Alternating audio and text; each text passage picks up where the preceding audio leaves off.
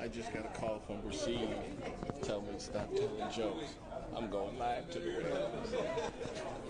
No, but they should know not to put it on. Well, you should entertain your audience. Yeah. Actually, you know what? You might get more people if they knew that you Yeah, if they knew that you had a routine, a monologue. Oh, yeah. You guys, you number one. Come on. You number one. I want to. How you doing?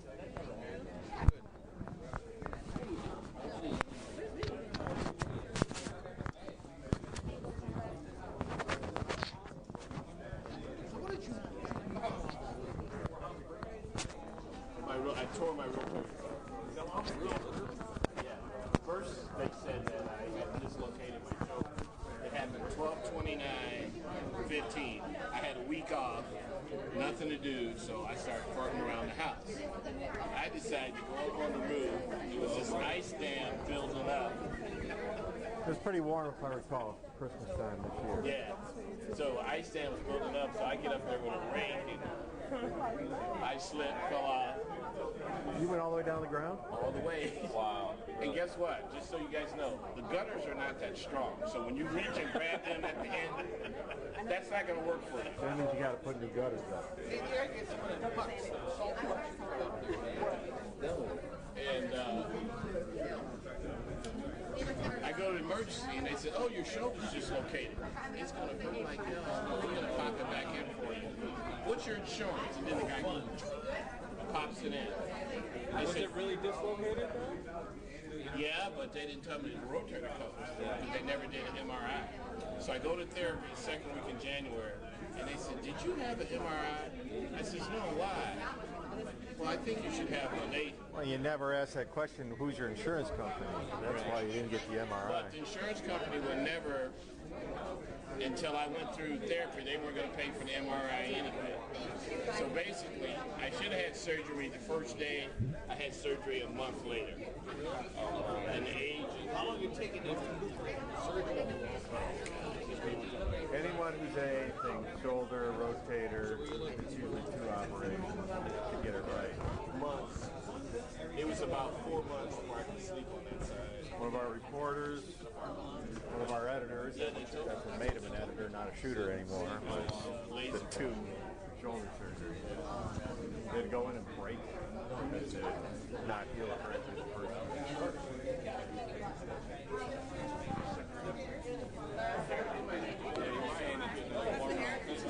I got stung by a big hornet on Christmas Day. Oh, God. Scoop, because it had melted, and then there were some leaves that I didn't, get up in time, whatever, the snow came. So now I'll go raking it up, scooping up how in the leaves there was a hornet that somehow was still alive. Like revived. Came back to life, zombie hornet, it stung me as I scooped up leaves to put in the garbage can. I'm like, how in the hell? Like, of all the things that could happen on Christmas Day, getting stung by a hornet that's been underneath snow and in the... Wow. Wow.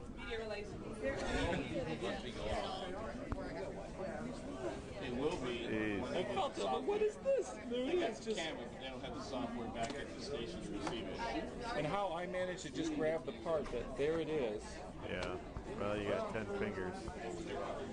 One of them was going to find them. No, it's not. I won't need it.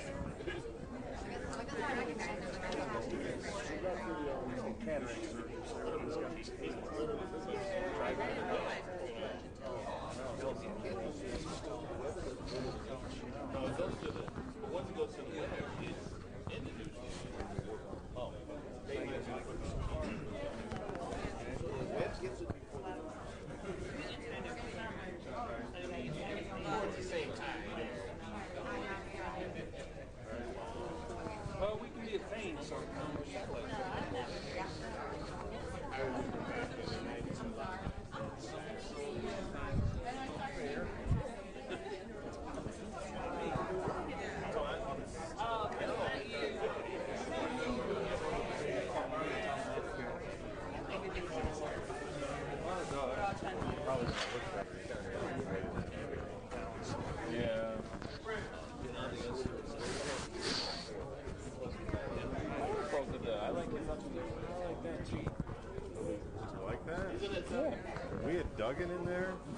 Oh my God, he looked like Frankenstein's monster.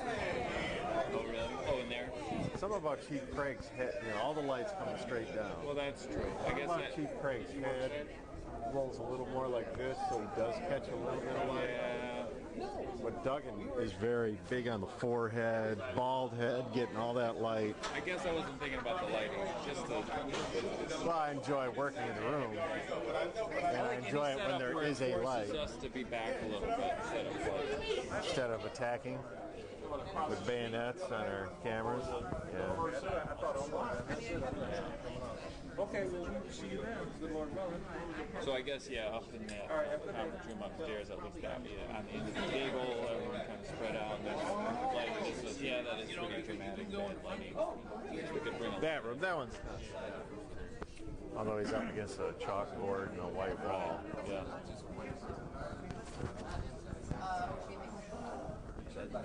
Pretty seedy area. They clean it up?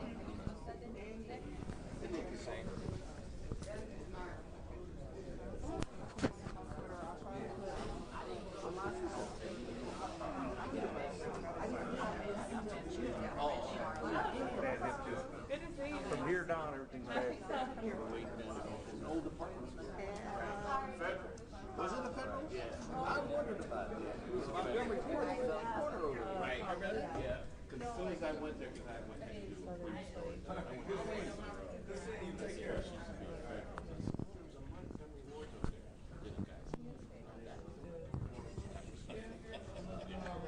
You remember? What are you talking about? What street corner? Oh, we were talking about that thing Saturday with Trump. I said, that was in an old department store. He goes, I think it was a Federalist. I said, I think you're right. Where was he? Oakman and Grand River. Yeah, there was a Montgomery Ward. Yes. What's the main straight street? Grand River. Greenfield? And Oakman. It was a Montgomery Ward. Yeah, Oh, okay. farther out. Oh, I'm thinking of that Mammoth thing. Right. Yeah. That's the old Montgomery Wards, I think. Oh, that's it? So let's keep the line of question just this was one generic thing, okay? He doesn't have any specifics about any one particular case, okay? All right. All right. Erica? Thank you, Eric. We're going to talk about all cases as a group, not one specific. I don't have a mic. Well, you can grab the mic if you want. I'm planning on pinning him. Okay, cool. Yeah, he doesn't have all the details regarding any one specific case. Oh, we're down low on that battery. Perfect. If you have questions about him, just hold them and I'll answer them after, okay? Okay.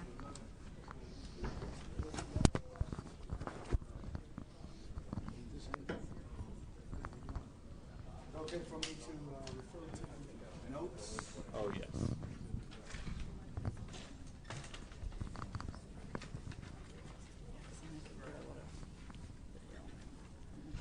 Okay.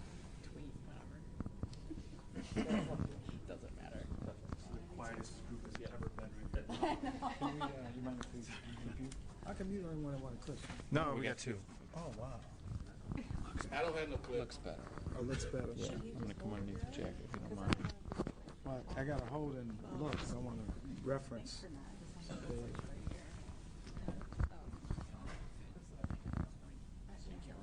I can't run away. All right.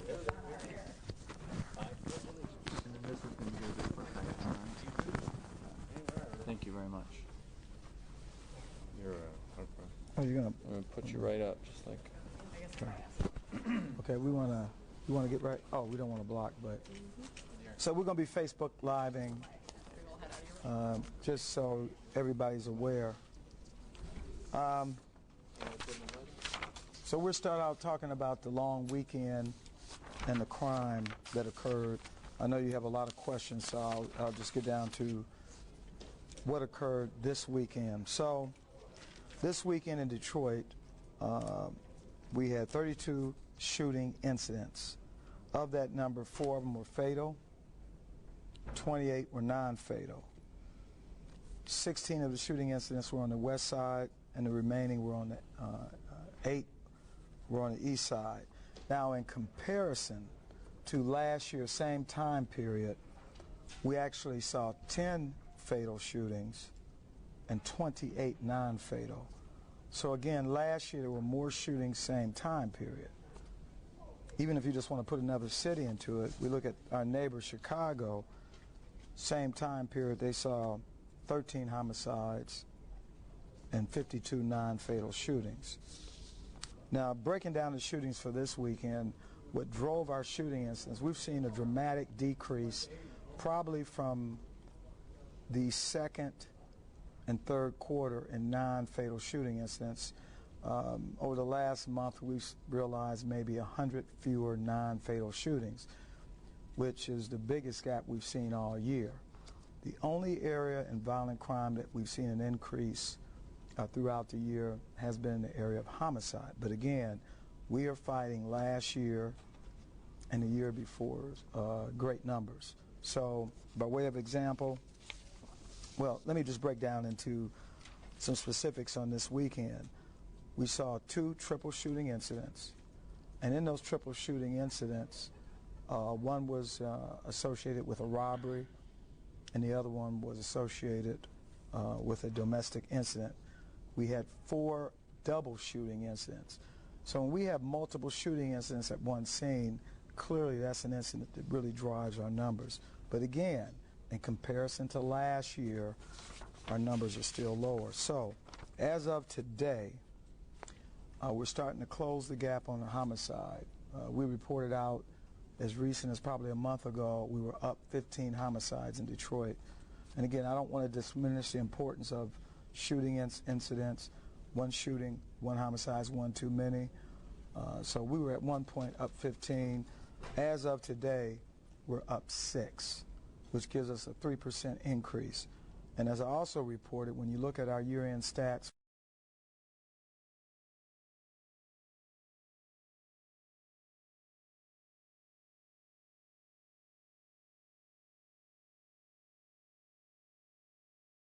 assaults, 269 incidents, which is a 4% reduction. In terms of, again, non-fatal shootings, we're down 13%. And the big news is we have 99 fewer victims of non-fatal shooting incidents. Robbery, which is our big number, and again, we're fighting last year's statistics, double-digit reductions. We're sitting on a 15% reduction in robberies, which translates into 327 fewer robberies in the city of Detroit. Carjackings, we are sitting on a 34% reduction. Again, carjacking has been something that we have talked a lot about over the last several years. We're continuing to see a decline. That translates into 119 fewer carjacking incidents as compared to this time last year. So again, when you look at our crime stats for the year to date, now that we're clearly in the third quarter of the year, violent crime, we're down 6%, property crime, we're down 4%, and total Part 1 crime, which includes property and violent, we're down 5%. So with that, I will open it up for any questions that you have. Some of the victims you've seen lately have been elderly people, kids. Has that been any change? Well, we had a period where we saw multiple incidents involving children. That slowed down. Of course, we've had over the last couple of months, we've had a 16 or 14-year-old. Some of it's self-inflicted gunshot wounds, but we haven't seen the same level. There have been a few involving the elderly. And make no mistake, I'm not suggesting that we're waving a flag of success. Progress, absolutely. Our work does continue. We continue to meet with our stakeholders and the communities. They've been very helpful in bringing closure to some of these cases. And so we're still moving in the right direction. But to a family member of a victim, it's very difficult when you say that things are still moving in the right direction because, again, one homicide, one shooting is just one too many. Have you talked to the mayor, and is he concerned? Well, the mayor and I talk often. We meet weekly. We talk about crime. The mayor is always concerned about crime. That's a primary initiative that he's driving. You know, he works directly with us on our ceasefire initiative. He's very active. He's probably the only mayor of any major city that actually attends the call-in. Oh, Can you hold one sec? Can somebody quiet that group down? When you said Yes. up by 6, you meant for this month, or I was, Yeah, well, no, this is year to date. okay. Again, I reported out that at one point when we saw an increase in the number of homicides, again, this is compared to last year. Last year we had lower numbers. We at one point we're up 15. Now we're closing the gap. We're up 6 From last year. from last year. So we're still, in terms of overall crime, we are still trending downward. And again, I'm not waving a flag of success, but progress, absolutely. We are doing that. And Chief, when you compared it to the same time period, you were talking about Memorial Day or The Labor Day week. Labor Day week. Yeah, the Labor Day weekend, when you look at the same time period, last year, 10 fatals, 28 non-fatals. And Does that we, have anything to do with the fact that people are out and they're at parties and barbecues? Yeah, why the spike around Labor Day? well, you know, one, people are not working. We can attribute to a number of factors. People are in a celebratory nature. Consumption of drugs and alcohol can be contributing factors. The weather, and I don't like to say this because some say, well, it was hot. Well, we had a nice weekend. People are out. That sometimes can be a contributing factor, not a sole factor. But, you know, long weekends do. And I mean, when you look at, this is not a typical weekend because it was long. We track numbers all of the time, but we went from Friday until 6 o'clock this morning. So we had an additional day. We've had some weekends, as you know, that we've seen these numbers in a 3-day weekend. This was a 4-day holiday weekend where people weren't working. What time on Friday to 6 a.m.? 6 p.m. Friday through 6 a.m. this morning. Can you talk about your relationship with organizations like Detroit 300 and the public, and I guess how maybe that's helped? I don't know. Well, there are a lot of factors that have helped. I talked about ceasefire. I mean, I think that's an initiative that has tremendous value. I think the work that we do, what you folks didn't cover over the weekend, we participated in 2 car show activities, both Saturday and Sunday. These were young people that historically will take over a city street, a city block, and we made an agreement with those young people to find them a location where they can meet, show their cars. Not one incident from that. We forgot to talk about the fact that we had the largest free jazz festival in the city of Detroit. Not one incident. We didn't mention the fact that we had a hip-hop concert. Not one incident. Regular sporting events. So we had a very busy weekend in the city of Detroit. And again, this is not to diminish victims of shootings because we take every shooting incident very seriously. But we should put this in perspective and then ask a question whether or not the mayor cares. What would make someone ask that question when this has been a priority during his administration? And certainly, as I stressed before, we meet weekly to talk about strategies and crime. He follows the crime to the same vigor that I do. And so he'll call me or I'll call him. He said, yeah, we had 28 shootings. So he's very much engaged in this issue. What do you say to the people who just say, oh, just another long weekend in Detroit? I would say that we shouldn't say, you asked another question I didn't really touch on. It's not just another long weekend. Again, I indicate that we are making progress. I don't want to wave the flag of success yet. Certainly we, the police, cannot do it alone. Here's something that's interesting we're going to be releasing very soon. So we've done a preliminary look at bonds as it relates to ex-felons in possession of handguns. Preliminarily, I can tell you it was, what's a good word to put to this? I was astounded looking at my old home of California, Southern California in specific. And sometimes we say, we wonder why crime is lower in places like Los Angeles and New York. Well, I can tell you definitively, Los Angeles has a zero tolerance on an ex-felon with a gun. And evidence of that is the bonds that are set. So we did a study looking back at, what, 2 months? 5 months. We went back 5 months, and I was alarmed to find the different bonds, some as low as $500. This is an ex-felon with a gun. What's the incentive not to carry a gun illegal? There is none. You're getting a $500 bail. But in places like California, they start out at $30,000. We're going to release that report because that's telling. And so I can sit here and tell you about the great work that the men and women are doing in the Detroit Police Department, and trust me, they are. They're running the danger. You heard the report just 2 weeks ago where officers came under intense fire from a high-powered weapon, shot at 20 times, okay? And they still go out and do the work. Those are the stories I can tell you. But, you know, what do we interpret from this whole thing that police do it all?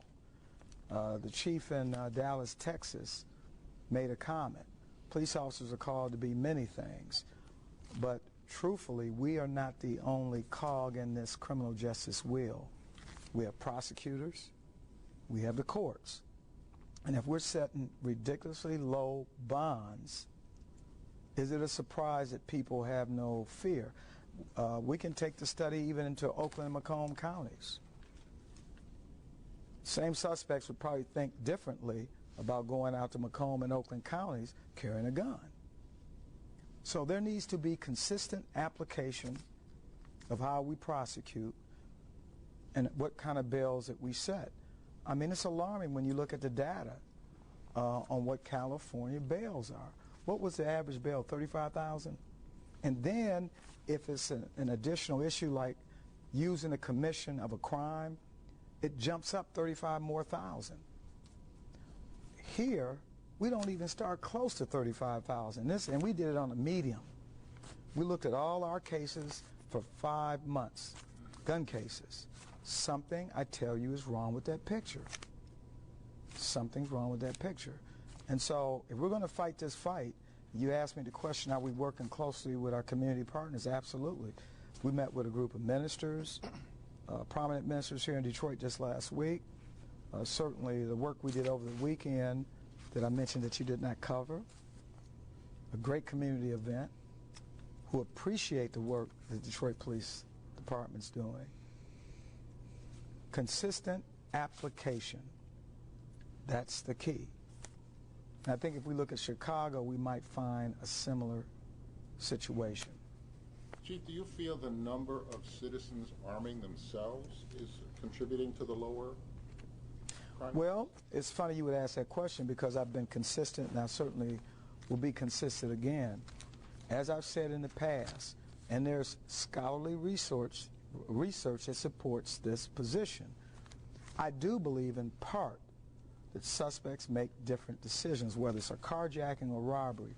It's more seen in those two violent crimes because now a suspect has to size up. Look, robbery is a crime of opportunity.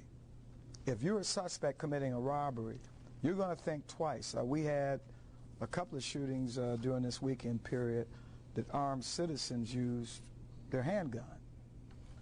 And one possessed a handgun illegally. That's a different scenario. But I'm talking about law-abiding citizens. Suspects are making different decisions. And that's not to take away anything from the great work that our men and women are doing in uniform. I'm just saying, you know, if you're a suspect, you want to know whether or not a person is armed with a gun. And is it a wise decision to engage someone who could be armed? Because now you're at risk. Well, what do you think are the other reasons for the lower crime?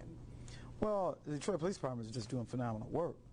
I would tell you with fewer officers, the strategy that we used 3 years ago when I got here, we're still doing.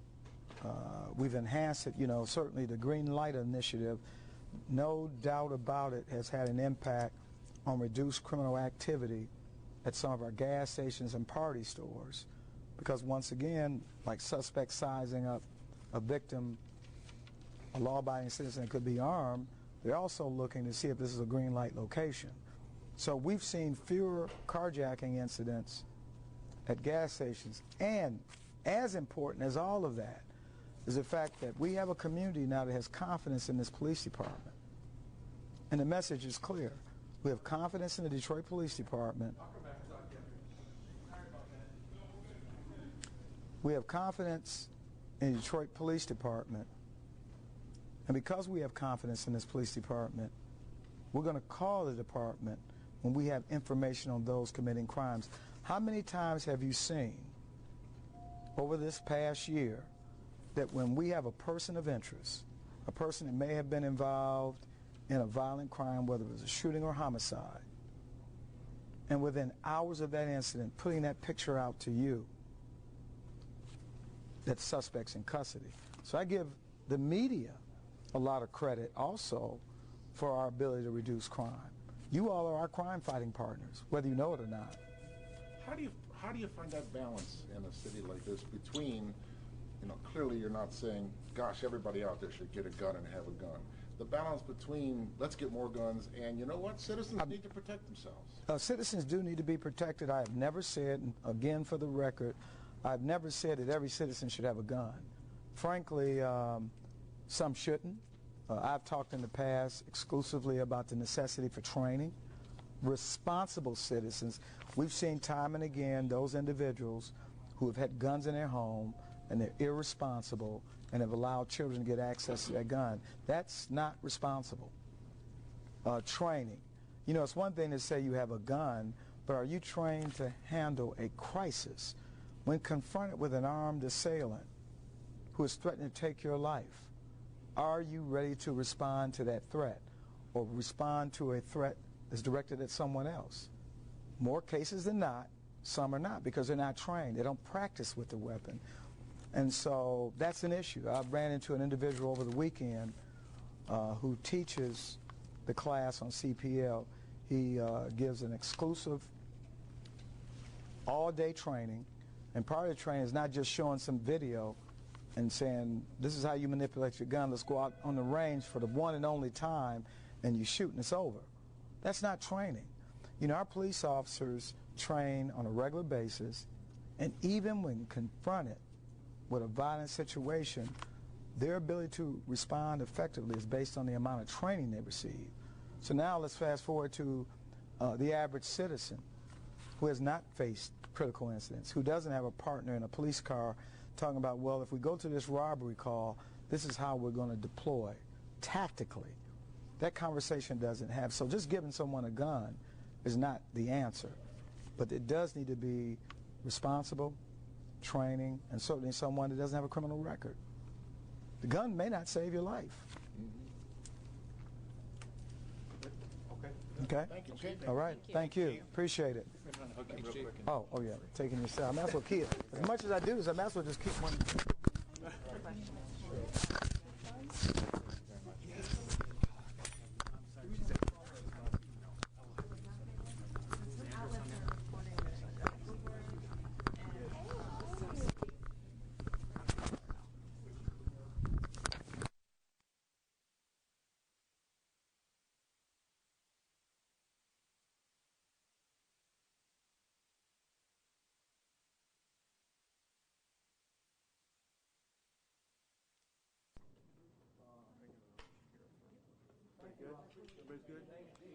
You're not leaving.